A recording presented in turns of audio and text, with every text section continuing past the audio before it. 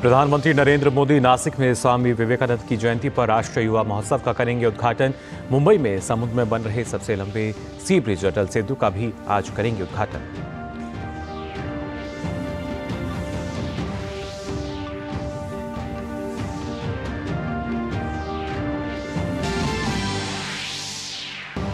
अयोध्या में रामलला की प्राण प्रतिष्ठा में सिर्फ 11 दिन बचे। प्रधानमंत्री नरेंद्र मोदी ने प्राण प्रतिष्ठा को 11 दिन के विशेष अनुष्ठान किया शुरू।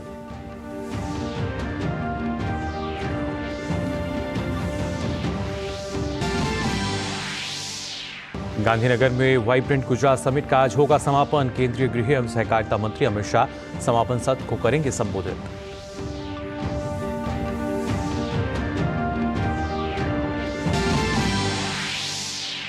पश्चिम बंगाल के मंत्रियों पर ईडी का कसा शिकंजा। नगर निगम नौकरी घोटाले से जुड़े मामले सुजीत बोस और तपस रॉय के ठिकानों पर छापेमारी।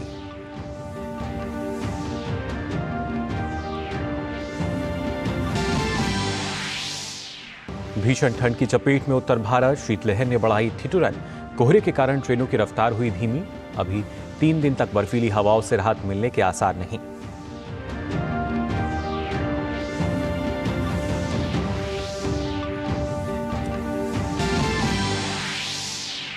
लाल सागर में जहाजों पर हमले की घटनाओं के बाद अमेरिका और ब्रिटेन ने यमन में हुती विद्रोहियों के ठिकानों पर किया हमला। अमेरिकी राष्ट्रपति जो बाइडेन ने कहा, हमले नहीं रुकने पर आगे भी होगी कार्रवाई। और मलेशिया ओपन के क्वार्टर फाइनल में आज 2 भारतीय जोड़ी उतरेंगी कोर्ट पर। पुरुष युगल में चिराग सात्विक की जोड़ी का चीन से, वहीं महिला युगल में तनिषा क्रास्टर और अश्विनी पोनप्पा का जापान से होगा सामना।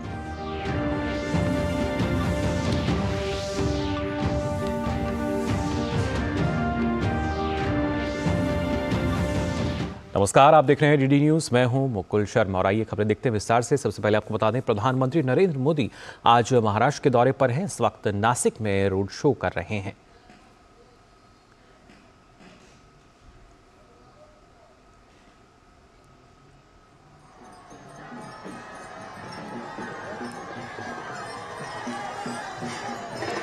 इन तस्वीरों में आप देख सकते हैं प्रधानमंत्री नरेंद्र मोदी आज महाराष्ट्र के दौरे पर हैं और अब फिलहाल ये नासिक की तस्वीरें हैं।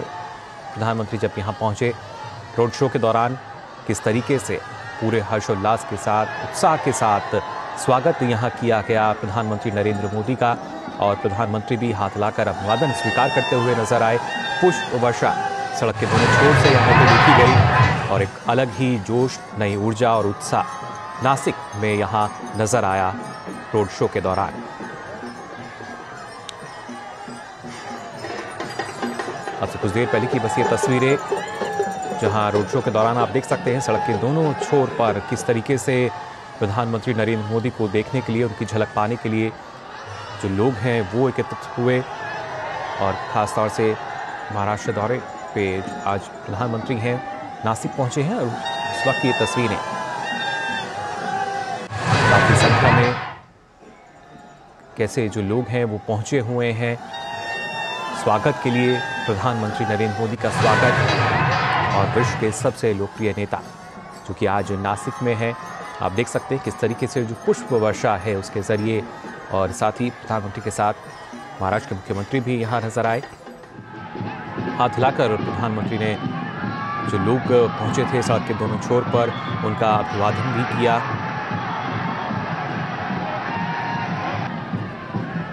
आज महाराष्ट्र दौरे पर हैं प्रधानमंत्री नरेंद्र मोदी।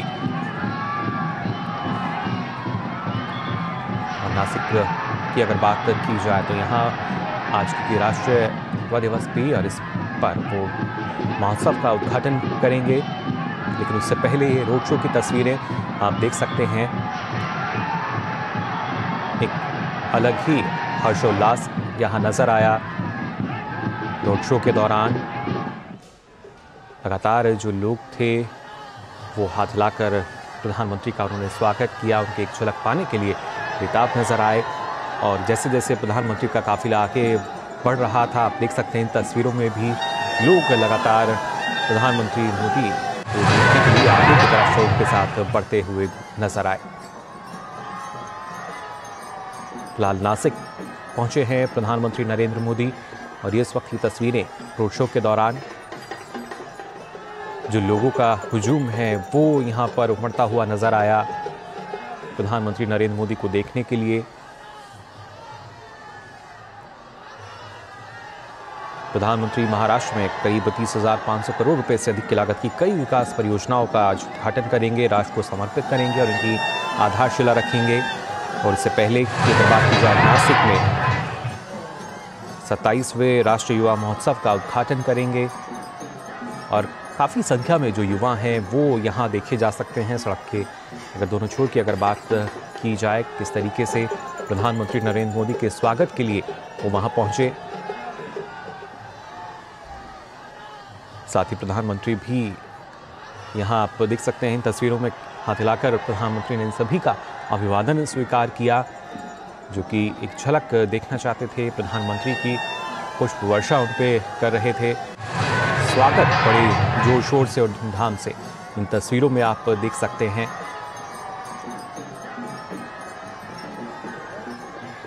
जब जनप्रिय नेता और विश्व के सबसे लोकप्रिय नेता प्रधानमंत्री नरेंद्र मोदी नासिक पहुंचे और रोड शो के दौरान ये तस्वीरें खुद ही हकीकत बयां कर रही हैं, किस तरीके से एक नई ऊर्जा का संचार करते हैं प्रधानमंत्री नरेंद्र मोदी जहां भी पहुंचते हैं। और उत्साह यहाँ सीधे तौर पर देखा गया। जो लोग प्रधानमंत्री नरेंद्र मोदी को देखने पहुंचे थे, इनका स्वागत करने पहुंचे थे, सड़क के एक छोर पे आप देख सकते हैं किस तरीके से काफ़ी संख्या में जो लोग हैं वो मौजूद यहाँ नज़र आ रहे हैं। आज के कार्यक्रम की अगर बात की जाए तो प्रधानमंत्री नरेंद्र मोदी करीब 30,500 करोड़ रुपए से अधिक लागत की कई विकास परियोजनाओं का उद्घाटन करेंगे, उन्हें राष्ट्र को समर्पित करेंगे, उसकी आधारशिला रखेंगे। इसमें खासतौर से जो काफ़ी अहम है वो है अटल सेतु, जो भारत का सबसे लंबा पुल है। नासिक की तस्वीरें आप देख सकते हैं किस तरीके से ढोल नगाड़ों की आवाज़ के बीच जो है वो यहाँ सुनी जा सकती है। किस तरीके से उत्साह का माहौल, उत्सव का माहौल प्रधानमंत्री की एक झलक पाने के लिए और उन सभी का अभिवादन स्वीकार करते हुए प्रधानमंत्री नरेंद्र मोदी। और इस पर और अधिक जानकारी के लिए आइए रुक कर लेते हैं, हमारे संवाददाता विशाल बरिस्टो हमारे साथ जुड़ चुके हैं। विशाल, जानना चाहेंगे जिस तरीके से यहाँ पे स्वागत फिलहाल हम देख पा रहे हैं प्रधानमंत्री नरेंद्र मोदी के रोड शो में, काफ़ी संख्या में जो लोग हैं वो उमड़े हैं, पुष्प वर्षा उन पर लगातार हो रही है। एक झलक पाने के लिए जो लोग हैं वो हम कह सकते हैं बेकरार नजर आ रहे थे यहाँ पर। बिल्कुल ठीक कहा आपने। और देखिए, मैं इस वक्त हूँ तपोवन में, जहाँ पर प्रधानमंत्री एक विशाल रैली को संबोधित करेंगे और पूरे देश से युवा आए हैं। यहाँ पर करीब 8,000 युवा आज के इस कार्यक्रम में भाग लेने के लिए आए हैं। प्रधानमंत्री का रोड शो इस वक्त चल रहा है और प्रधानमंत्री को देखने के लिए सुबह से लोगों में काफी उत्साह था। और नासिक जैसी जगह में इतने लोगों की भीड़ जमा होना, वो भी सुबह सुबह, एक आश्चर्य के बात इसलिए नहीं है क्योंकि प्रधानमंत्री की झलक पाने के लिए वो आए हैं। आज प्रधानमंत्री जो नया भारत की नींव रख रहे हैं और सक्षम युवा, विकसित भारत, समृद्ध भारत की वो नींव रख रहे हैं। आज पूरा देश जो महोत्सव बना रहा है और आज का जो दिन है वो युवाओं को समर्पित है और आज के दिन इस जनसभा में प्रधानमंत्री युवाओं को संबोधित करेंगे। जी विशाल, बिल्कुल। और कहीं ना कहीं जैसा देखा भी जा सकता है कि राष्ट्र की नींव को कैसे मजबूत किया जाए, ये देश के युवा, देश का भविष्य, उनके लिए किस तरीके से लगातार प्रधानमंत्री एक प्रेरणा स्रोत के रूप में लगातार उनके बीच में रहते हैं, उनको संदेश देते हैं। और आज भी एक बार फिर से वही झलक जो है हमें यहाँ नज़र आई रोड शो के दौरान। प्रधानमंत्री नासिक में इस वक्त मौजूद हैं, महाराष्ट्र का दौरा आज उनका। और खासतौर से विशाल, अगर देखा जाए जैसा आपने कहा कि जो युवा हैं उनमें काफ़ी उत्साह, और आज का दिन जो है वो खासतौर से काफ़ी महत्वपूर्ण हो जाता है। और प्रधानमंत्री ने अपने ऑडियो संदेश में भी इस बात का जिक्र किया। बिल्कुल, आज का जो दिन है वो युवाओं को समर्पित है। प्रधानमंत्री पूरे युवाओं को ये बात बताने आ रहे हैं कि 25 साल के अंदर उन्हें क्या करना है। और रोड शो में जिस तरह का हम जन सैलाब उभरता हुआ देख रहे हैं, सिर्फ युवा ही नहीं बल्कि हर वर्ग के लोग, बच्चे, बूढ़े और जवान वो जमा हुए हैं अपने प्रधान सेवक को देखने के लिए। आज प्रधानमंत्री 27वें यूथ फेस्टिवल का उद्घाटन करने के लिए नासिक में आए हैं और अपने बिजी शेड्यूल के बावजूद प्रधानमंत्री नई ऊर्जा के साथ हर जगह पहुंचते हैं और ये बात सबको प्रभावित करती है। और ये जो रोड शो है इसमें भी हमने लोगों से बात करी, उनका यही कहना था कि प्रधानमंत्री बॉम्बे, नासिक, दिल्ली जहां कहीं भी हो, एक ही संदेश लेकर जा रहे हैं कि भारत को उठना होगा, भारत को जागना होगा। जो स्वामी विवेकानंद का नारा था, awake, arise and stop not till the goal is reached, और हमारा जो लक्ष्य है वो 2047 है, उसको लेकर प्रधानमंत्री आगे बढ़ रहे हैं। जी बिल्कुल, आपने इसका जो जिक्र किया उठो जागो और लक्ष्य से पहले नार को कहीं ना कहीं उसी को चरितार्थ करते हुए प्रधानमंत्री नरेंद्र मोदी, और खासतौर से विशाल अगर देखा जाए क्योंकि यहाँ पे जो युवा पहुँच रहे हैं देश के अलग अलग हिस्सों से, आज युवा इस कार्यक्रम में पहुँचेंगे और इस रोड शो के दौरान भी हमने देखा कि जो भीड़ है, जो लोग यहाँ पहुँचे हैं वो दूसरी जगहों से भी आए हैं प्रधानमंत्री को देखने के लिए, उनको सुनने के लिए। बिल्कुल, प्रधानमंत्री का जो ग्लैमर है वो पूरी दुनिया के सामने जग जाहिर है। और जैसे कि प्रधानमंत्री ने हाल ही में जब गांधीनगर में उन्होंने वो वाइब्रेंट गुजरात संबोधित किया, उन्होंने ये कहा कि दुनिया को भारत से बहुत अपेक्षाएं हैं और भारत अब विश्व मित्र बन के पूरी दुनिया के सामने उभर रहा है। तो ऐसे में युवाओं की भूमिका और भी ज्यादा इम्पोर्टेंट हो जाती है और ऐसे में युवा जो है उनका रोल कितना इम्पोर्टेंट है, इस पर प्रधानमंत्री आज लोगों को जगाने के लिए, उनको जागृत करने के लिए यहाँ पर आए हैं। और यहाँ पर जो रैली है वो रैली इस बात का संदेश देती है कि प्रधानमंत्री की जो पॉपुलैरिटी है वो क्यों है, क्योंकि वो देश के लिए काम करते हैं, देश के लिए पूरी युवा एनर्जी के साथ, यूथ एनर्जी के साथ वो हर जगह जाते हैं, तो वो फ्रंट से लीड कर रहे हैं। और यही बात युवाओं के दिलों को कनेक्ट करती है कि हमारा प्राइम मिनिस्टर दिन रात देश के लिए पूरी ताकत से लगा हुआ है और हमें भी इस देश में अपना योगदान देना है। 25 साल ये तय कर देंगे कि भारत किस पोजीशन पर पहुंचा है और भारत को लक्ष्य प्राप्ति करने के लिए युवाओं का रोल बहुत अहम हो जाता है। बिल्कुल, साथ ही विशाल अगर जिस तरीके से 2047 की जब हम बात करें, जब विकसित भारत की बात की जाती है, अब से पहले इस तरह का माहौल नहीं था, लेकिन अब कहीं ना कहीं हम कह सकते हैं एक मिशन मोड के रूप में हर कोई जो है, हर भारतीय इसको अपना रहा है। कोशिश यही कि कैसे अपने देश को और ज़्यादा मजबूत हम बना सकते हैं, विकसित इसको बना सकते हैं। जी बिल्कुल, जो प्रधानमंत्री ने लक्ष्य दिया है 25 साल का, वो मिशन का ही है और हमें मिशन मोड में हम पूरा भारत आ गया है। दूरदर्शन हर जगह से ये बात प्रसारित कर रहा है कि युवाओं के साथ साथ इस देश को आगे ले जाना है और युवा का क्या रोल रहेगा और क्यों युवा को उस मिशन में पहुंचने के लिए काम करना जरूरी है। एक लक्ष्य के साथ लक्ष्य निर्धारित करना है और लक्ष्य है 2047 तक हमें विश्व गुरु बनना है, हमें विकसित भारत बनना है और अब हम विकासशील से विकसित की तरफ छलांग लगा रहे हैं। जी बिल्कुल, और खासतौर से विशाल अगर देखा जाए क्योंकि 22 जनवरी का जो दिन है उसको लेकर 11 दिन बचे हैं और आज का दिन जो कि कहीं ना कहीं जो युवा हैं उनमें एक नई उमंग और इसके साथ साथ नए प्रण की जब हम बात करते हैं, प्रधानमंत्री ने अपने ऑडियो क्लिप में इस बात का भी जिक्र किया, ट्वीट भी उन्होंने किया कि किस तरीके से जो 11 दिन का एक अनुष्ठान है उनका वो आज से शुरू हो रहा है और एक संकल्प के रूप में इसको हम देख सकते हैं। जी बिल्कुल, ये जो 11 दिन है वो आज के दिन से बहुत ज़्यादा इम्पोर्टेंट इसलिए भी हो जाते हैं क्योंकि जब 19वीं शताब्दी के आखिर में जब वर्ल्ड पार्लियामेंट ऑफ रिलीजन हुआ शिकागो के अंदर और स्वामी विवेकानंद जब वहाँ पर गए और उन्होंने एक ही बात से पूरे अमेरिका को बिल्कुल कैप्टिवेट कर लिया था। उन्होंने कहा था sisters and brothers of America.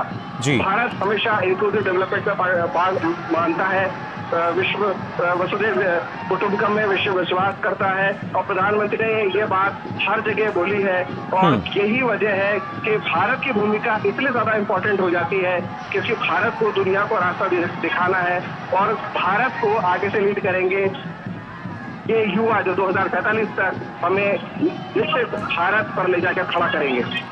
जी विशाल, और खासतौर से जो आज के दिन की जब हम बात कर रहे हैं, स्वामी विवेकानंद की जयंती, राष्ट्रीय युवा दिवस आज, कहीं ना कहीं विवेकानंद का जो जीवन रहा, हर एक उम्र दराज लोगों की बात की जाए, युवाओं की बात की जाए, सबके लिए वो प्रेरणा का स्रोत रहे।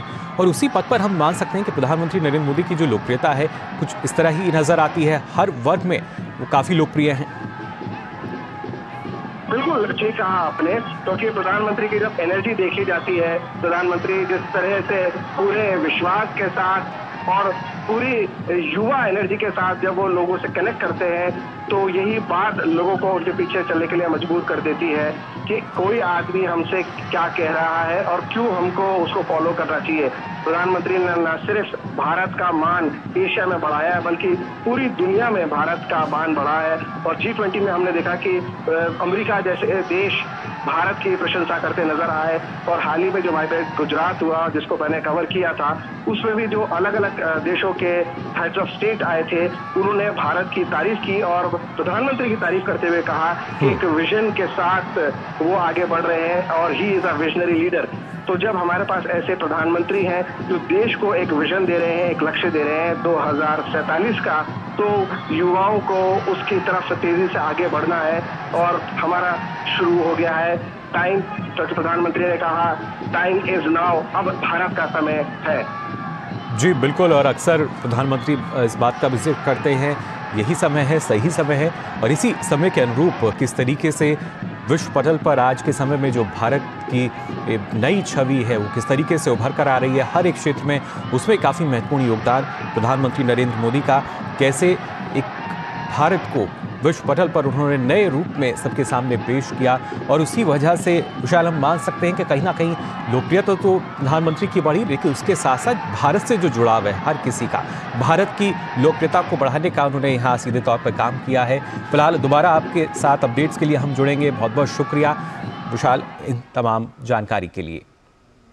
तो आपको बता दें, प्रधानमंत्री नरेंद्र मोदी आज महाराष्ट्र दौरे पर हैं। इस दौरान प्रधानमंत्री मुंबई ट्रांस हार्बर लिंक का भी उद्घाटन करेंगे, जिसका नाम अटल बिहारी वाजपेयी सेवारी नहावा शेवा अटल सेतु रखा गया है। अत्याधुनिक इंजीनियरिंग तकनीक से बना यह भारत का सबसे लंबा पुल है।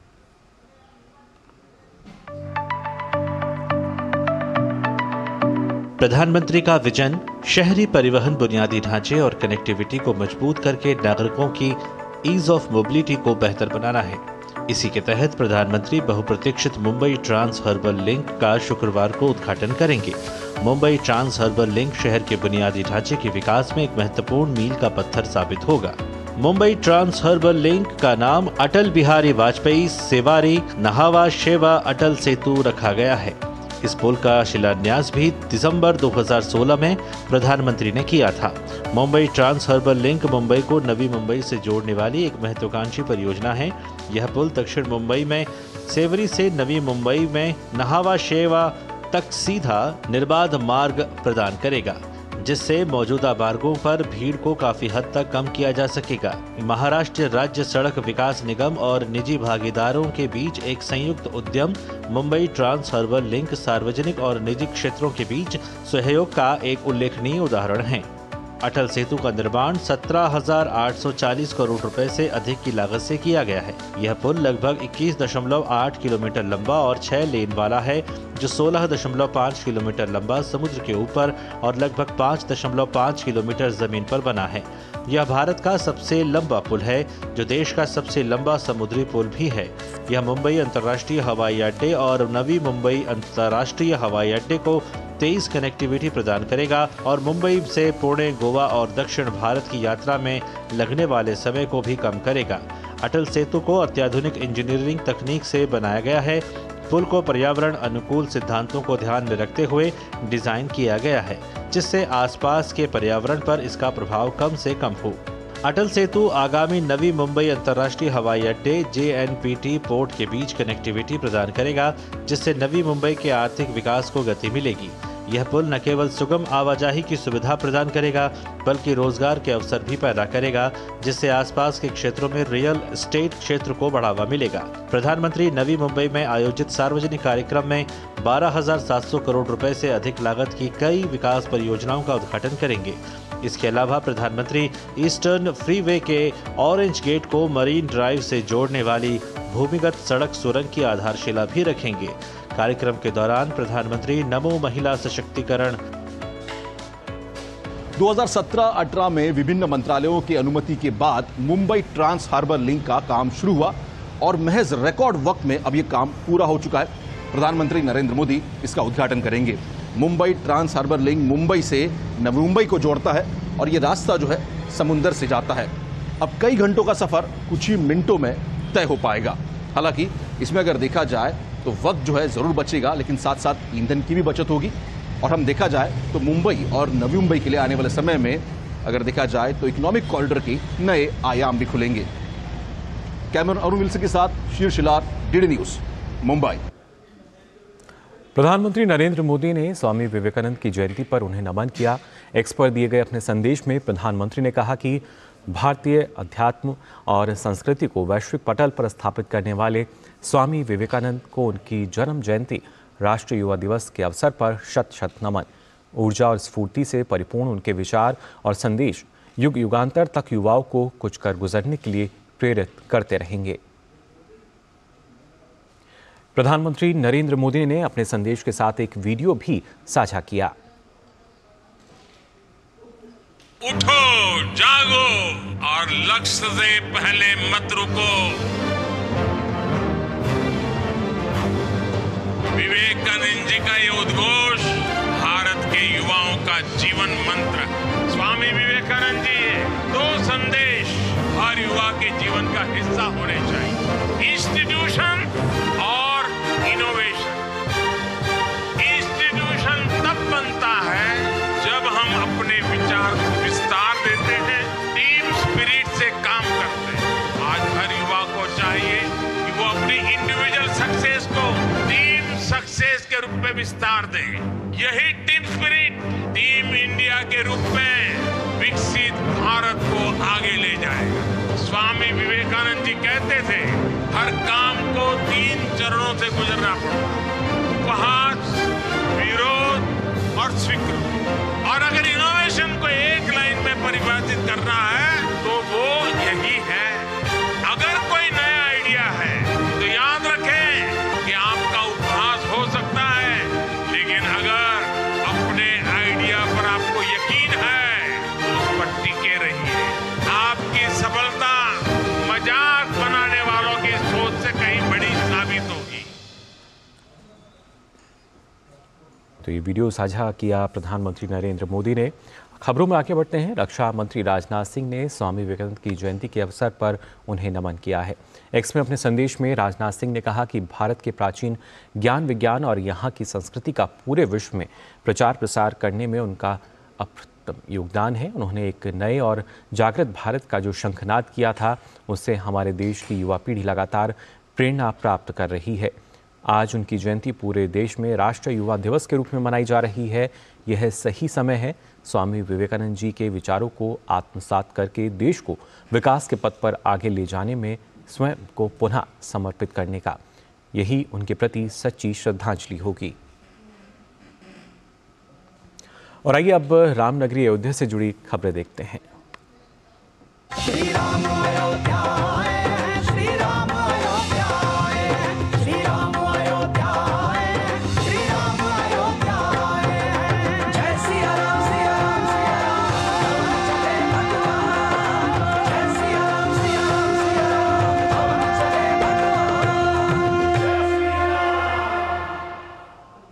प्रधानमंत्री नरेंद्र मोदी ने अयोध्या में रामलला की प्राण प्रतिष्ठा को लेकर देशवासियों के लिए एक ऑडियो संदेश जारी किया है। एक्स पर प्रधानमंत्री ने लिखा है, अयोध्या में रामलला की प्राण प्रतिष्ठा में केवल 11 दिन ही बचे हैं। मेरा सौभाग्य है कि मैं इस पुण्य अवसर का साक्षी बनूंगा। प्रभु ने मुझे प्राण प्रतिष्ठा के दौरान सभी भारतवासियों का प्रतिनिधित्व करने का निमित्त बनाया है। इसे ध्यान में रखते हुए मैं आज से 11 दिन का विशेष अनुष्ठान आरंभ कर रहा हूं। मैं आप सभी जनता जनार्दन से आशीर्वाद का आकांक्षी हूँ। इस समय अपनी भावनाओं को शब्दों में कह पाना बहुत मुश्किल है, लेकिन मैंने अपनी तरफ से एक प्रयास किया है।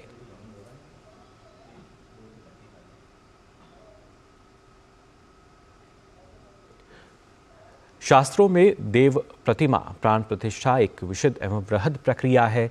इसके लिए विस्तृत नियम बताए गए हैं, जिनका प्राण प्रतिष्ठा के कई दिन पहले से पालन करना होता है। एक राम भक्त के रूप में प्रधानमंत्री श्री राम मंदिर निर्माण और प्राण प्रतिष्ठा के प्रति एक आध्यात्मिक साधना के भाव से समर्पित हैं। उन्होंने तय किया है कि अपनी तमाम व्यस्तताओं और जिम्मेदारियों के बावजूद वो प्राण प्रतिष्ठा के दिन और उसके पूर्व के सभी नियमों और तत्पश्चात को उतनी ही दृढ़ता के साथ पालन करेंगे, जैसा कि शास्त्रों में निर्देश दिया गया है। इसके लिए माननीय प्रधानमंत्री ने प्राण प्रतिष्ठा से पूर्व 11 दिवसीय यम नियम पालन का अनुष्ठान शुरू किया है। देव प्रतिष्ठा को पार्थिव मूर्ति में ईश्वरीय चेतना के संचार का अनुष्ठान बताया गया है। इसके लिए शास्त्रों में अनुष्ठान से पूर्व व्रत के नियमों का निर्देश दिया गया है। प्रधानमंत्री अपनी दैनिक दिनचर्या में ब्रह्म मुहूर्त जागरण, साधना और सात्विक आहार जैसे नियमों का पालन तो अनावरत ही करते हैं, लेकिन प्रधानमंत्री ने सभी 11 दिवसीय अनुष्ठान के तौर पर कठोर तपस्या के व्रत लेने का निर्णय किया है।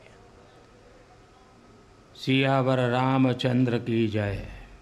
मेरे प्यारे देशवासियों, राम राम।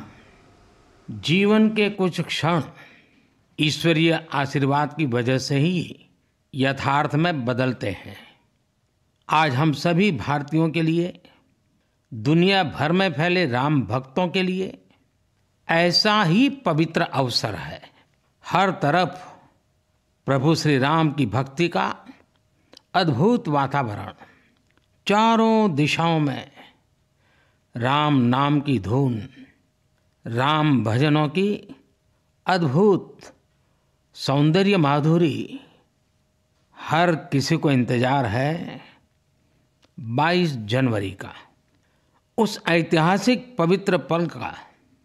और अब अयोध्या में रामलला की प्राण प्रतिष्ठा में केवल 11 दिन ही बचे हैं। मेरा सौभाग्य है कि मुझे भी इस पुण्य अवसर का साक्षी बनने का अवसर मिल रहा है। ये मेरे लिए कल्पनातीत अनुभूतियों का समय है। मैं भावुक हूँ, भाव विह्वल हूँ। मैं पहली बार जीवन में इस तरह के मनोभाव से गुजर रहा हूँ।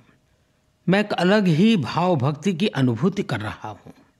मेरे अंतर मन की ये भाव यात्रा मेरे लिए अभिव्यक्ति का नहीं, अनुभूति का अवसर है। चाहते हुए भी मैं इसकी गहनता, व्यापकता और तीव्रता को शब्दों में बांध नहीं पा रहा हूँ। आप भी भली भांति मेरी स्थिति समझ सकते हैं। जिस स्वप्न को अनेकों पीढ़ियों ने वर्षों तक एक संकल्प की तरह अपने हृदय में जिया, मुझे उसकी सिद्धि के समय उपस्थित होने का सौभाग्य मिला है। प्रभु ने मुझे सभी भारतवासियों का प्रतिनिधित्व करने का निमित्त बनाया है। निमित्त मात्रम भव सव्य साचिन। ये एक बहुत बड़ी जिम्मेदारी है।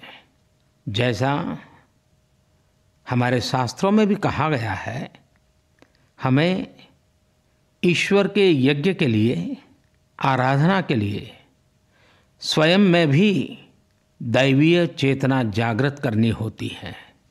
इसके लिए शास्त्रों में व्रत और कठोर नियम बताए गए हैं, जिन्हें प्राण प्रतिष्ठा से पहले पालन करना होता है। इसलिए आध्यात्मिक यात्रा की कुछ तपस्वी आत्माओं और महापुरुषों से मुझे जो मार्गदर्शन मिला, उन्होंने जो यम नियम सुझाए हैं, उसके अनुसार मैं आज से 11 दिन का विशेष अनुष्ठान आरंभ कर रहा हूँ। इस पवित्र अवसर पर मैं परमात्मा के श्री चरणों में प्रार्थना करता हूँ, ऋषियों, मुनियों, तपस्वियों का पुण्य स्मरण करता हूँ और जनता जनार्दन जो ईश्वर का रूप है, उनसे प्रार्थना करता हूँ कि आप मुझे आशीर्वाद दें ताकि मन से, वचन से, कर्म से मेरी तरफ से कोई कमी ना रहे। साथियों, मेरा ये सौभाग्य है कि 11 दिन के अपने अनुष्ठान का आरंभ मैं नासिक धाम पंचवटी से कर रहा हूँ।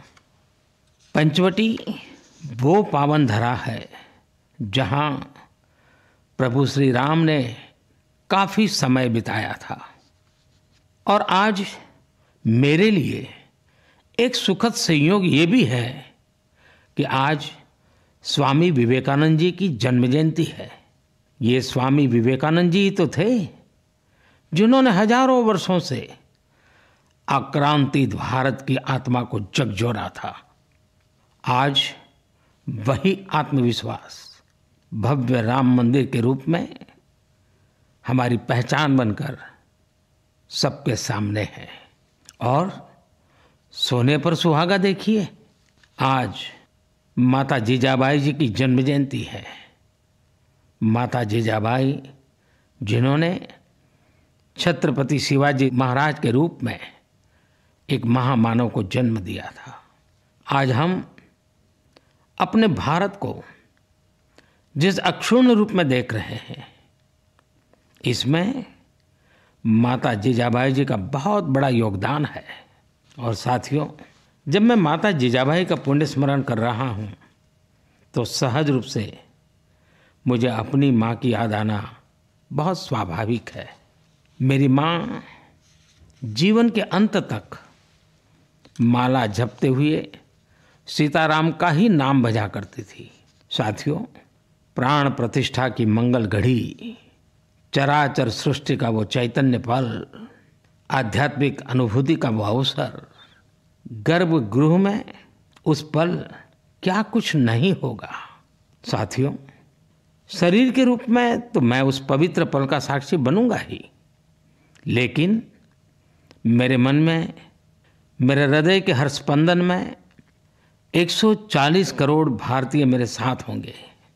आप मेरे साथ होंगे, हर राम भक्त मेरे साथ होगा और वो चैतन्य पल हम सबकी साझी अनुभूति होगी। मैं अपने साथ राम मंदिर के लिए अपने जीवन को समर्पित करने वाले अनगिनत व्यक्तित्वों की प्रेरणा लेकर जाऊंगा।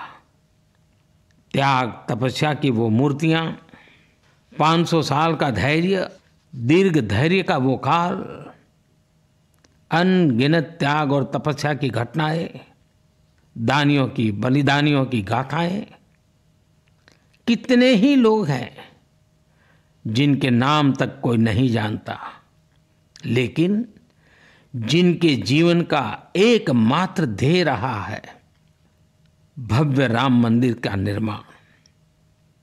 ऐसे असंख्य लोगों की स्मृतियां मेरे साथ होगी।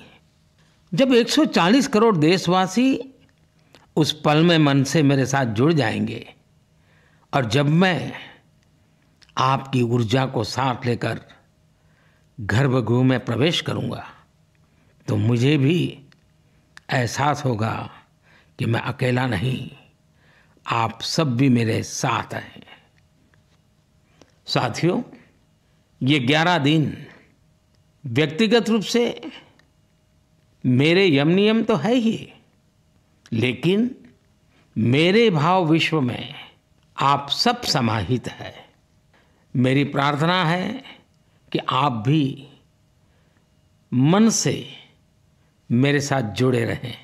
रामलला के चरणों में मैं आपके भावों को भी उसी भाव से अर्पित करूंगा जो भाव मेरे भीतर उमड़ रहे हैं।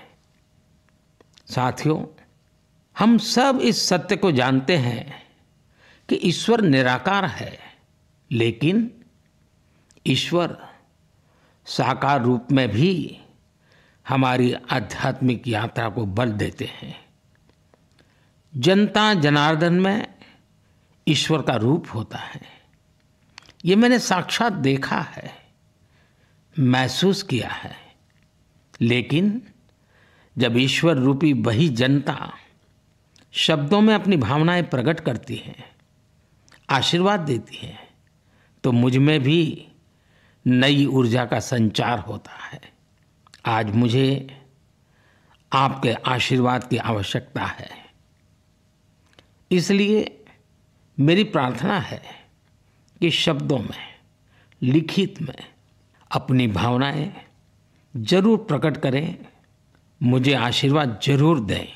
आपके आशीर्वाद का एक एक शब्द मेरे लिए शब्द नहीं, मंत्र है। मंत्र की शक्ति के तौर पर वो अवश्य काम करेगा। आप अपने शब्दों को, अपने भावों को नमो ऐप के माध्यम से सीधे मुझ तक पहुंचा सकते हैं। आइए हम सब प्रभु श्री राम की भक्ति में डूब जाएं। इसी भाव के साथ आप सभी राम भक्तों को कोटि कोटि नमन। जय सिया राम, जय सिया राम, जय सिया राम।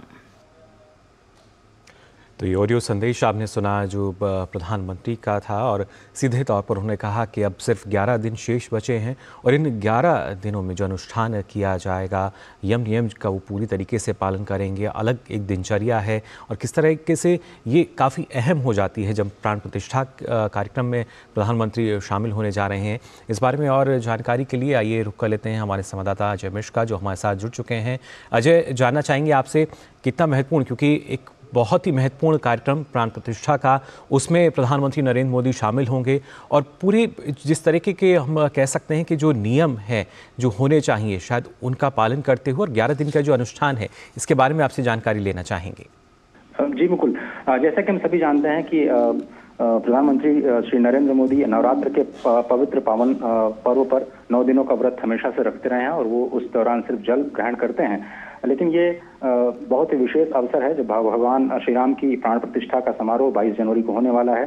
तो इसलिए इस तपस्या को और अधिक उग्र बनाने के लिए, या कहें और अधिक विश्वास के साथ, श्रद्धा के साथ परिपूर्ण करने के लिए 11 दिनों का अनुष्ठान आज प्रधानमंत्री नरेंद्र मोदी ने गोदावरी के तट से जो नासिक में है वहां से प्रारंभ किया। और आपको याद होगा कि जब भगवान श्री राम की प्राण प्रतिष्ठा होने वाली थी, जब राज्याभिषेक होने वाला था कैकेयी मां के वर मांगने से पहले, तो उन्होंने भी वशिष्ठ जी से आज्ञा लेकर के उन सारे विधि विधान का पालन किया। जब उनको भूमि पर शयन करना था, भगवान श्री राम को उनको निराहार रहना था क्योंकि कल उनकी प्राण प्रतिष्ठा और राज्याभिषेक होना था। तो ये राज्याभिषेक की जो परिपाटी है भगवान श्री राम ने ही शुरू की, और उससे पहले जो तपस्या की जाती है श्री वशिष्ठ जी से अनुमति लेकर के वेदोक्त उन्होंने आचरण किया।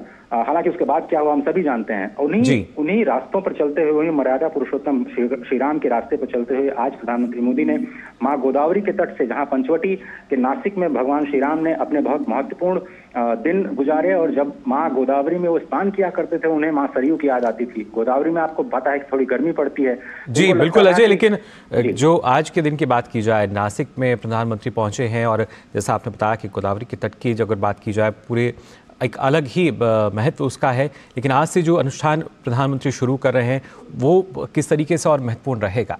बिल्कुल सही कहा आपने कि जो अनुष्ठान, जो तपस्या प्रधानमंत्री नरेंद्र मोदी ने आज शुरू की है, सबका साथ जो कहते हैं वो उन्होंने करके दिखाया है, और 140 करोड़ भारतीयों को साथ लेकर के वो चलने की बात कह रहे हैं कि प्राण प्रतिष्ठा में जिस तरह से आपको पता है कि 8000 से ज्यादा विशिष्ट अतिथियों को निमंत्रित किया गया है। संपूर्ण भारत यहाँ पर उस दिन उपस्थित होना चाहता है, लेकिन ऐसा सुरक्षा कारणों से ऐसा संभव नहीं है। इसलिए प्रधानमंत्री कहते हैं कि मेरी तपस्या में आप सभी लोगों अपनी भावनाओं को जोड़ें, और जब मैं प्राण प्रतिष्ठित उस कार्यक्रम का हिस्सा बनूं तो 140 करोड़ लोगों की भावनाएं मेरे साथ जुड़ करके उस प्रतिष्ठा समारोह का हिस्सा बने, और मेरे साथ आप लोग भी इस तपस्या का हिस्सा बने। तो एक बहुत ही महत्वपूर्ण संदेश दिया है पूरे देशवासियों को उन्होंने।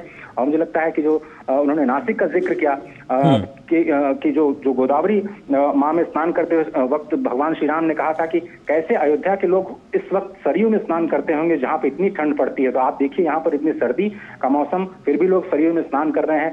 मौसम वही है, सर्दी का मौसम, तपस्या और भी ज्यादा कठिन हो जाती है। लेकिन इस तमाम कठिनता को स्वीकार करते हुए आज प्रधानमंत्री ने एक और कीर्तिमान स्थापित किया है, एक नया आदर्श स्थापित किया है। और लीडर वही होता है जो आगे से नेतृत्व करता हुआ नजर आए। और प्रधानमंत्री इस बार भी इस प्राण प्रतिष्ठा समारोह में भी देश का नेतृत्व सबसे अग्रिम पंक्ति में खड़े होकर के करते हुए नजर आ रहे हैं। मुकुल जी बिल्कुल अजय, और ख़ासतौर से जैसे आपने कहा कि जब लीडरशिप की बात की जाती है वैश्विक पटल पर, हमने देखा किस तरीके से अभी तक एक लीडरशिप जो है उनके द्वारा की गई है भारत को आगे रखते हुए। और जब हम आस्था की बात कर रहे हैं, विश्वास की बात कर रहे हैं, तो शायद वहाँ भी सबसे आगे हमें प्रधानमंत्री नरेंद्र मोदी नजर आते हैं। बिल्कुल सही कहा आपने। और देखिए इस पावन पर्व पर उन्होंने श्री विवेकानंद जी को याद किया, जो युवाओं की ऊर्जा के प्रतीक हैं, जिन्होंने युवाओं को कहा कि उठो जागो और तब तक प्रयत्न करते रहो जब तक लक्ष्य की प्राप्ति न हो जाए। ऐसे में भारत सबसे युवा देश, युवाओं का आह्वान उनके दिन पर माँ जीजाबाई का स्मरण किया, जिन्होंने शिवाजी जैसे तेजस्वी पुत्र को जन्म दिया। और समर्थ गुरु रामदास, आप जानते हैं उनकी परंपरा में भगवान श्री राम को कितना बड़ा स्थान प्राप्त था। और आज भी महाराष्ट्र में जो काले राम है वो इतने प्रसिद्ध हैं भगवान श्री राम अपने उस रूप में कि जो पूरा महाराष्ट्र है उनको, चूंकि वो पंचवटी का स्थान है तो उनको नमन करता है। तो ऐसे महापुरुषों के जन्म जयंती के अवसर पर इसकी शुरुआत करना, और सिर्फ 11 दिन शेष बचे हैं, ये तो जो तपस्या आज शुरू की है उन्होंने, और जो मन की बात हमेशा से करते रहे, आज एक बार फिर से उन्होंने ऑडियो संदेश में मन की बात समस्त भारतवासियों तक पहुंचाने की चेष्टा की है और आह्वान किया है कि आप इस महाप्रतिष्ठा समारोह में, भगवान श्री राम के प्राण प्रतिष्ठा समारोह में प्रधानमंत्री मोदी का सहयोग करें और उनके भावना से अपनी भावना को मिलाकर, उनको तपस्या से अपनी तपस्या को मिलाकर के, उनकी ओर से जो आहुति दी जाने वाली है उसमें अपनी आहुति की अग्नि मिलाकर के इस महायज्ञ को संपन्न करने के लिए अपनी तरफ से अपना योगदान दें। वो योगदान होगा अपने कर्तव्यों की जो पूर्ति है वो करने से। बिल्कुल अजय, कर्तव्य की जब बात की जाती है, प्रधानमंत्री लगातार इस बात का जिक्र करते हैं कि हमें अपने कर्तव्य से बिल्कुल भी डगमगाना नहीं चाहिए। लेकिन जिस तरीके से शास्त्रों में कहा गया है इस अनुष्ठान को लेकर, यम नियम की जब हम बात करते हैं, और दूसरी तरफ प्रधानमंत्री की जो दिनचर्या है, जिस तरीके से और कामकाज है, ऐसे में कितना मुश्किल भी हम इसको मान सकते हैं? तो जैसा कि आप जानते हैं कि इतना व्यस्त कार्यक्रम है, 18 घंटे से ज्यादा प्रधानमंत्री का कार्यक्रम रहता है हर दिन का, और दूरदर्शन परिवार तो लगातार उनके सभी कार्यक्रमों के साथ रहता है। और हम लोग प्रत्यक्ष तौर पर देख रहे हैं कि वो एक के बाद एक, बिना रुके बिना थके, एक के बाद एक कार्यक्रम करते चले जाते हैं। हम लोग एक कार्यक्रम को आत्मसात नहीं कर पाते हैं कि दूसरा कार्यक्रम उनका तैयार रहता है। और विदेश दौरे से आने के बाद आप देखिए कैबिनेट करते हैं, कभी कैबिनेट पर फैसले लेते हैं, कैबिनेट के फैसले के बाद आप देखिए कभी उनको दौरे पर तुरंत निकलना होता है, फिर तुरंत राजनीतिक रैलियों को संबोधित करने के लिए। तो राजनीति को, कूटनीति को, विदेश नीति को, देश की अर्थनीति को, साथ साथ अध्यात्म और विरासत के परंपरा को एक साथ लेकर के आगे आना, ये किसी चमत्कार से कम नहीं है। और ये शायद सभी को लगता होगा कि कुछ न कुछ विशेष दैवीय शक्ति नरेंद्र मोदी जी के भीतर भी है, जो उन्होंने अपने आध्यात्मिक तपस्या से अर्जित की है। और इसीलिए आज वो परिलक्षित हो रही है उनके कर्तव्यों में, उनके कार्यों में, और जो संदेश दे रहे हैं, मुझे लगता है इतनी बड़ी लकीर खींच रहे हैं कि वो किसी के लिए भी उससे बड़ी लकीर खींचना बहुत बहुत बहुत मुश्किल होने वाला है। जी बिल्कुल, एक नई ऊर्जा का संचार प्रधानमंत्री नरेंद्र मोदी करते हैं। फिलहाल बहुत बहुत शुक्रिया अजय आपका इस महत्वपूर्ण जानकारी के लिए। तो हमारे संवाददाता बता रहे थे किस तरीके से लगातार जो प्रधानमंत्री नरेंद्र मोदी हैं वो उनके कार्यक्रम भी लगातार चल रहे हैं, और एक तरह का जो 11 दिन का अनुष्ठान है उसमें भी वो अनुष्ठान उन्होंने शुरू कर दिया है। वहीं देश में जब मौका रामलला की प्राण प्रतिष्ठा का है तो भला इत्र नगरी कन्नौज कैसे पीछे रहती। यहाँ के इत्र भगवान राम का अयोध्या नगरी का सुगंधित करने के लिए भेजे जा रहे हैं। देखिए ये खास रिपोर्ट।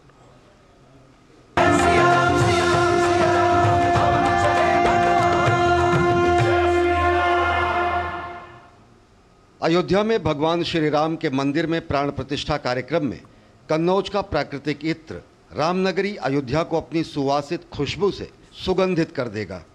अयोध्या भेजने से पहले विशेष रथ को बड़े धूमधाम के साथ पूरे कन्नौज शहर में घुमाया गया। इस दौरान चारों तरफ जय श्री राम के नारे गूंजते रहे। 22 जनवरी को अयोध्या में भगवान श्री राम के मंदिर में प्राण प्रतिष्ठा कार्यक्रम होना है, जिसे लेकर कन्नौज के इत्र व्यापारियों में जबरदस्त उत्साह देखने को मिल रहा है।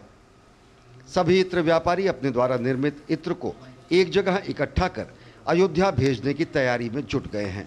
ये भगवान राम के लिए हम लोग अयोध्या कन्नौज का इत्र लेके जा रहे हैं। तो हम लोग इसमें रथ में इत्र लेके जा रहे हैं। और इसका ये है ना कि कन्नौज में जैसे जितने भी इत्र व्यापारी हैं उन्होंने अपने जो भी उत्पाद है, अपने जो भी प्रोडक्ट है, वो रामलला के लिए हमको एसोसिएशन को दिया है और हम लोग इसको एकत्र करके श्री रामलला के दरबार अयोध्या जा रहे हैं। वहाँ पे भगवान के पूजा में इत्र का उपयोग होगा और गुलाब जल, केवड़ा जल वगैरह उनको स्नान कराने में और भी चीज़ें जो है प्रदूषण शांत करने के लिए सब में इस्तेमाल होगा। पूर्ण तरीके से उत्साहित हैं लोग, और चूँकि हम लोग सारे इत्र व्यवसायी रामलला के स्वागत के लिए उनके लिए इत्र समर्पित करने के लिए अच्छे और विशेष उत्पाद बना रहे हैं। कन्नौज के प्राकृतिक इत्र का पौराणिक इतिहास 5000 साल से भी ज्यादा पुराना है। यहाँ का इत्र फूलों, जड़ी बूटियों को पानी में गर्म कर वाष्पीकरण प्रक्रिया से तैयार किया जाता है। Bureau report, DD news.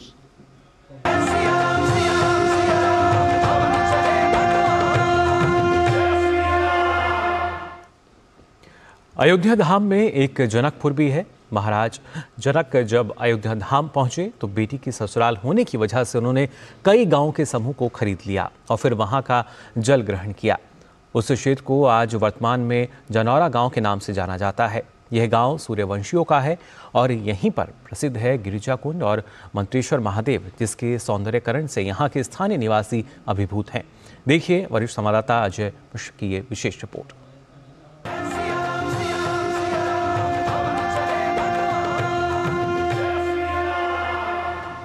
Surajkund और भरतकुंड के बाद अब हम आ चुके हैं गिरजा कुंड। जैसा कि आपको पता है कि 148 आध्यात्मिक केंद्रों का चयन किया गया है पूरी अयोध्या में, जिनके पुनरुद्धार का कार्य चल रहा है। और आप ये देख रहे हैं जनौरा गांव। जनौरा गांव कहा जाता है कि महाराज जनक जी यहाँ पर आकर बसे थे। और भारतीय संस्कृति में एक परंपरा है कि आप कभी भी अपने बेटी के घर का पानी नहीं पीते। तो चूंकि अयोध्या माँ सीता की ससुराल हो गई और जनक जी यहाँ का पानी नहीं पी सकते थे, तो मौजा कहा जाता है। कई गांवों का एक समूह जिसको मौजा कहा जाता है। तो यहाँ पर कई गांवों के समूह को एक मौजा महाराज जनक ने खरीद लिया। खरीदने के बाद वो यहाँ आकर के बसे और उसके बाद उन्होंने यहाँ का पानी पिया। और इसलिए ये गांव जनौरा जनक के नाम से ये गांव जानकीपुर कहा जाता था। और आप कह सकते हैं कि ये अयोध्या की मिथिला है, अयोध्या का जनकपुर। और आप देख रहे हैं ये सौंदर्यीकरण का काम हो रहा है। ये जो गिरजा कुंड है, जहाँ पर पहले स्थिति काफ़ी खराब थी, अब आप देखिए एक माता जी हैं जो मछलियों को दाना खिला रही हैं। एक माता जी उधर हैं जो कि जो बत्तख हैं उनको दाना खिला रही हैं। यहाँ पर जो 4 स्तंभ आप देख रहे हैं, चारों स्तंभ पे छतरियाँ लगाई जाएंगी। और उस तरफ अगर आप देखते हो तो एक स्ट्रक्चर बन रहा है, वो स्ट्रक्चर है विश्राम घर। तो गिरजा कुंड के पास ही लोगों के ठहरने के लिए, बैठने के लिए व्यवस्था है और सौंदर्यीकरण का काम लगातार चल रहा है। और दिन रात ये जो काम है वो लगातार जारी है। लेकिन ये जगह अध्यात्म से भी जुड़ा हुआ है। श्री मंत्रेश्वर महादेव का मंदिर भी है ये। और कहा जाता है कि जनौरा गांव जो कि महादेव यहाँ पर मंत्रेश्वर महादेव के रूप में विराजते हैं, और जहाँ भगवान शिव हैं और वहीं पर भवानी भी हैं, और उन्हीं के नाम से एक तरह से ये गिरजा कुंड जो कि आध्यात्मिक केंद्रों में काफ़ी प्रसिद्ध है। और यहाँ का भी जो विकास कार्य है, अब इस मंत्रेश्वर महादेव का भी विकास कार्य चल रहा है। आप देख रहे हैं यहाँ पे बहुत सारे निर्माण कार्य से जुड़ी वस्तुएं यहाँ पर आपको नजर आ रही होंगी। हमारे साथ है बबलू सिंह जी। बबलू सिंह जी, क्या ये रघुवंशियों का गाँव है? सूर्यवंशियों का गांव है। पूरा गांव सूर्यवंशी का है। ये 90 गांव सूर्यवंशियों का है भाई साहब। हाँ, मैं आपको बता दूं, हम उन्हीं के वंशज हैं, राम जी के वंशज हैं हम लोग। अब ये कुंड की स्थिति क्या थी, थोड़ा सा बताइए पहले। भाई साहब, ये कुंड की वो स्थिति थी जो कि हम लोग कभी सोच नहीं सकते थे। आज वो स्थिति हो रही है जो सोचने हम लोग मजबूर हो गए हैं कि क्या हो गया, कि इतना बड़ा काम हो रहा है, कैसे हो रहा है, कहाँ से हो रहा है, सब प्रभु जी की इच्छा से हो रहा है। और हमें लग रहा है कि इसमें बाबा का योगदान बहुत बड़ा है। आपको तो गर्व होता होगा कि आप सूर्यवंशी हैं। क्या बताएं, अब तो कहने के लिए कोई शब्द नहीं बचा है। हाँ, जो काम योगी आदित्यनाथ ने किया है, जो काम जो है उन्होंने प्रधानमंत्री साहब ने जो किया है, पूरा फैजाबाद नहीं, इसको इन्होंने ओरिजिनल अयोध्या ही बना दिए और अयोध्यामय हो गया। आपको 3 से 4 साल के बाद पूरा अयोध्या में आप कोई नया रिश्तेदार आएगा तो वो भी ये नहीं बता सकता है कि ये जो है ये अयोध्या फैजाबाद है। बिल्कुल सही कहा, विकास हो रहा है। बिल्कुल सही कहा आपने। और ये जो विकास है नई अयोध्या का, वो देश की विरासत को पूरी दुनिया तक ले जाने का काम कर रहा है। और मेरे पीछे आप गिरजा कुंड का जो सौंदर्यीकरण का काम देख रहे हैं, वो उसी का एक प्रतीक है। कैमरामैन रमाकांत के साथ अजय मिश्र, डीडी न्यूज, जनौरा गांव, श्री अयोध्या धाम।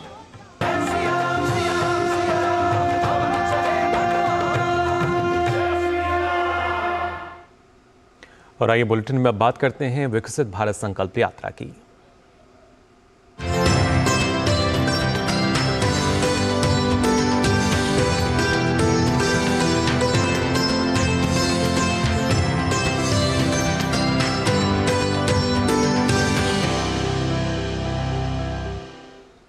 विकसित भारत संकल्प यात्रा को लेकर रांची के हिनू में स्थानीय लोगों का उत्साह देखते ही बन रहा है।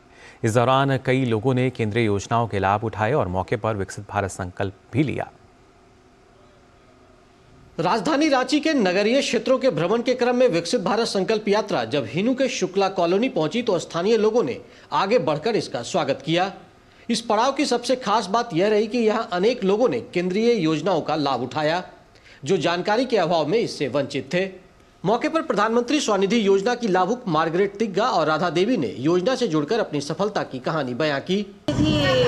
लोन की तहत मुझे 10,000 का लोन मिला है। इस लोन की मदद से मैंने अपने रोजगार को बढ़ाया है। चाहती हूँ कि जो भी स्वनिधि योजना स्टार्ट हुआ है उनका लाभ सभी को उठाना चाहिए और मैं भी उठा रही हूँ। इस पड़ाव पर शंकर मुंडा भी मिले, जिन्होंने कहा कि कोरोना काल से अब तक प्रधानमंत्री गरीब कल्याण अन्न योजना से उन्हें बड़ा सहारा मिला है। रसोई गैस उनके पास पहले से उपलब्ध है। यहाँ मौजूद नंदलाल ने केंद्र सरकार को गरीबों का हितैषी बताया। हमको हर महीना मिलता है 35 केजी चावल गेहूं। प्रधानमंत्री मोदी जी कार्य करते हैं, सब चीज मिलता है, हमको कोई दिक्कत नहीं है। जैसे उज्ज्वला गैस कनेक्शन जो है वो किसी भी सदस्य को मिल सकता है जिसके पास राशन कार्ड वगैरह हो, उसको free of cost gas connection से सिलेंडर और चूल्हा के साथ मिलता है। इसी तरह दूसरे कई लाभुकों ने भी केंद्रीय योजनाओं की सराहना की। खासकर प्रधानमंत्री गरीब कल्याण अन्न योजना के लाभुकों की एक बड़ी तादाद यहाँ देखने को मिली। 25 किलो चावल मिलता है, 15 किलो चावल मिल रहा है, राशन चावल, और कोरोना समय से ही हम लोग को 15 किलो चावल चल रहा है। इससे बहुत भलाई हो जा रहा है, मिल रहा है, कम से कम मदद तो मिल रहा है। इस संकल्प यात्रा के दौरान कई लोगों ने प्रधानमंत्री मोदी के कटआउट वाली फोटो के साथ सेल्फी भी ली। लोगों को योजनाओं की जानकारी वाली पुस्तिका और कैलेंडर भी दिया गया। बड़े स्क्रीन पर लोग केंद्रीय योजनाओं की जानकारी पाकर काफी खुश दिखे। रांची से अवधेश गौतम के साथ मैं दिवाकर कुमार। विकसित भारत संकल्प यात्रा के तहत सिमडेगा के सैपुर में आयोजित कार्यक्रम में केंद्रीय कृषि मंत्री अर्जुन मुंडा शामिल हुए। उन्होंने लोगों को विकसित भारत का संकल्प दिलाया और यात्रा का उद्देश्य भी बताया। सिमडेगा के सैपुर में विकसित भारत संकल्प यात्रा के दौरान लोगों में खूब उत्साह नजर आया। मौके पर केंद्रीय कृषि मंत्री अर्जुन मुंडा ने लोगों को वर्ष 2047 तक देश को विकसित और आत्मनिर्भर राष्ट्र बनाने का संकल्प दिलाया। भारत को 2047 तक आत्मनिर्भर और विकसित राष्ट्र बनाने के सपने को साकार करेंगे। इस दौरान श्री मुंडा ने लोगों को केंद्र की जन कल्याणकारी योजनाओं की जानकारी दी। उन्होंने कहा कि परिवार और गांव विकसित होगा तभी देश विकसित होगा। अभियान के माध्यम से विकसित भारत बनाने के दृष्टि से हमारा पंचायत कैसे सबल समर्थ और यहाँ के लोग कैसे सशक्त बने, इस मूल मंत्र को प्रधानमंत्री ने खूंटी के भगवान बिरसा मुंडा के जन्मस्थली से प्रारंभ किया। कार्यक्रम में मेरी जुबानी मेरी कहानी के तहत लाभुकों ने केंद्र की योजनाओं से जीवन में आए बदलावों को रेखांकित किया। प्रधानमंत्री आवास योजना का शहरी क्षेत्र का लाभ मिला है। मेरा घर पहले कच्चा मकान था और अभी मुझे पक्का मकान मिल गया। फुटपाथ में दुकान लगाता था, 10 सालों से दुकान लगा रहा हूँ। NULM के द्वारा सर्वे किया गया जिसमें मेरा नाम सूची में नाम डाला गया और इसके तहत मुझे दुकान आवंटित किया गया वेंडिंग जोन में। प्रधानमंत्री मातृ वंदना की तरफ से 5,000 सहयोग राशि मिली। उससे मैं पौष्टिक आहार को शामिल किया। मौके पर कई योजनाओं के लाभुकों के बीच परिसंपत्तियों का भी वितरण किया गया। LED वैन के जरिए लोगों को राष्ट्रपति और प्रधानमंत्री का संदेश भी सुनाया गया। वहां लगे स्टॉलों के जरिए लोगों ने अपना निबंधन भी कराया।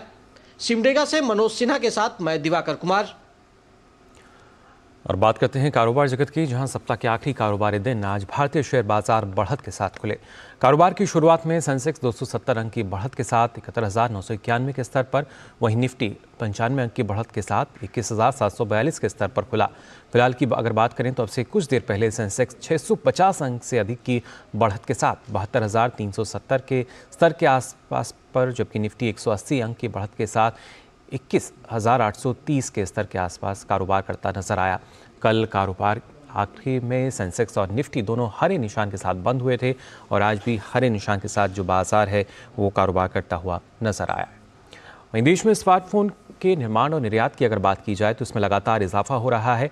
यह मेक इन इंडिया और सरकार के प्रयासों से संभव हो पा रहा है। मौजूदा वित्त वर्ष के अप्रैल से दिसंबर 2023 के 9 महीनों में अमेरिका, यूरोप, एशियाई देशों और पश्चिमी एशिया को भारत से मोबाइल फ़ोन का निर्यात 10.5 अरब डॉलर तक पहुंच गया है। वित्त वर्ष की समाप्ति में अभी 3 महीने बाकी हैं और उम्मीद है कि वित्त वर्ष 2024 के लिए निर्यात का आंकड़ा 12 से 14 अरब डॉलर तक पहुंच जाएगा।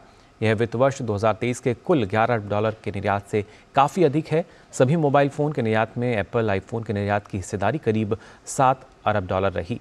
कुल मिलाकर 9 महीनों के दौरान मोबाइल फ़ोन का निर्यात पिछले साल की इसी अवधि के 7.3 अरब डॉलर की तुलना में 42% बढ़ गया है।